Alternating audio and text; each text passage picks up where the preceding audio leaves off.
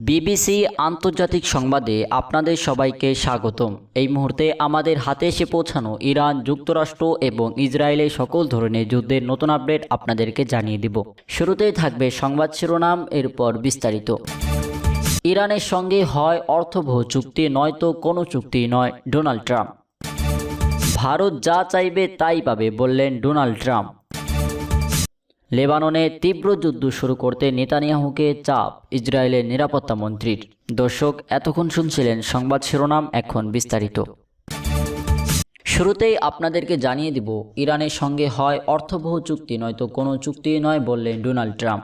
ইরানে পারমাণবিক কর্মসূচি ও আঞ্চলিক নীতি নিয়ে যুক্তরাষ্ট্রের অবস্থান পূর্ণ ব্যক্ত করে এক কঠোর বার্তা দিয়েছেন মার্কিন প্রেসিডেন্ট ডোনাল্ড ট্রাম্প।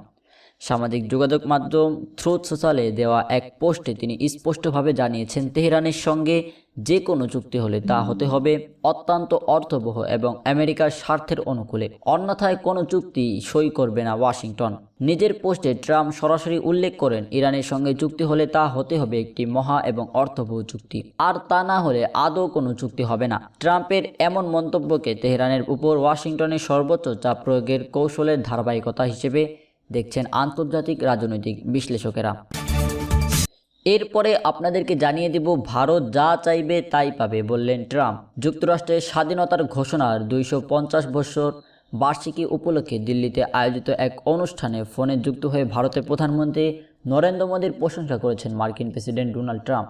তিনি নিজে মোদীর বড় ভক্ত উল্লেখ করে বলেন, ভারত যা চাইবে তাই পাবে। স্থানীয় সময় রোববার 24 মে রাতে আয়োজিত অনুষ্ঠানে উপস্থিত ছিলেন মার্কিন প্রেসিডেন্ট মার্কো রুবিও এবং ভারতের যুক্তরাষ্ট্রের রাষ্ট্রদূত সার্গিও গোর। এই সময় ফোনে বক্তব্য দেন মার্কিন প্রেসিডেন্ট ডোনাল্ড ট্রাম্প। সর্বশেষ আপনাদেরকে জানিয়ে দিব, লেবাননে তীব্র যুদ্ধ শুরু করতে নেতানিয়াহুকে চাপ ইসরায়েলের নিরাপত্তা মন্ত্রীর।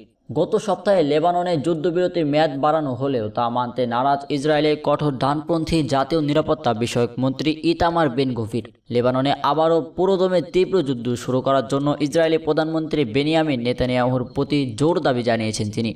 বিশেষ করে হিজবুল্লাহর ড্রোন হামলার মুখে ইসরায়েলের বর্তমান পরিস্থিতিকে কোনোভাবেই মেনে নেওয়া উচিত নয় বলে মন্তব্য করেছেন এই কঠোরপন্থী নেতা।